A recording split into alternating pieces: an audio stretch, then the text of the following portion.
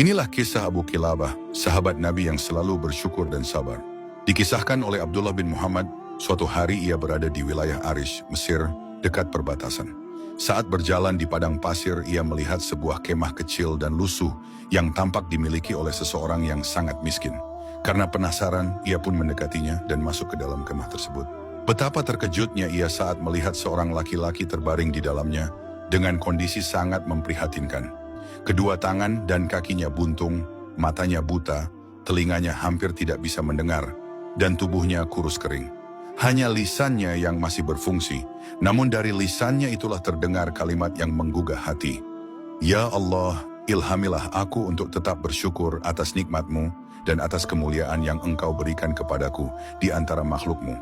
Abdullah yang menyaksikan itu merasa heran dan bertanya, "Wahai saudaraku, nikmat apa yang engkau syukuri dari Allah?" Laki-laki itu menjawab, "Demi Allah, andai Allah menenggelamkanku di lautan atau menjatuhkan gunung kepadaku, aku tidak akan berkata selain bersyukur kepadanya. Bukankah Dia masih memberiku lisan untuk berzikir dan bersyukur? Selain itu, aku memiliki seorang anak yang menuntunku ke masjid dan menyuapiku. Tapi sudah 3 hari ini, dia tidak kembali. Maukah engkau mencarinya?" Abdullah pun menyanggupi permintaan itu dan pergi mencarinya. Namun sayang, ia menemukan anak laki-laki itu telah tewas diterkam singa. Dengan berat hati, Abdullah kembali ke kemah dan berusaha menyampaikan kabar itu dengan halus. Ia mulai dengan bertanya, "Sudahkah engkau mendengar kisah Nabi Ayub?" Laki-laki itu mengangguk, "Ya."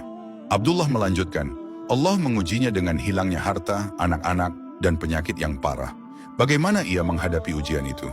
Lelaki itu menjawab berulang kali, ia bersabar. Hingga akhirnya ia bertanya, "Sekarang katakan padaku, di mana anakku?" Dengan pelan Abdullah menjawab, "Putramu telah wafat, diterkam binatang buas.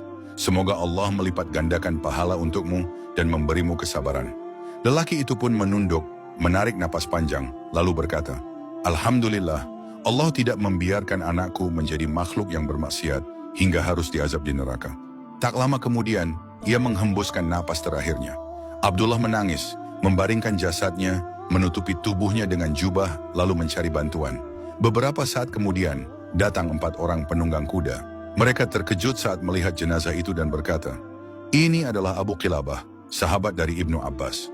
Dahulu ia pernah ditawari menjadi hakim oleh khalifah, tapi ia menolaknya." Dalam riwayat lain disebutkan, Abu Qilabah adalah sahabat terakhir Rasulullah yang masih hidup saat itu.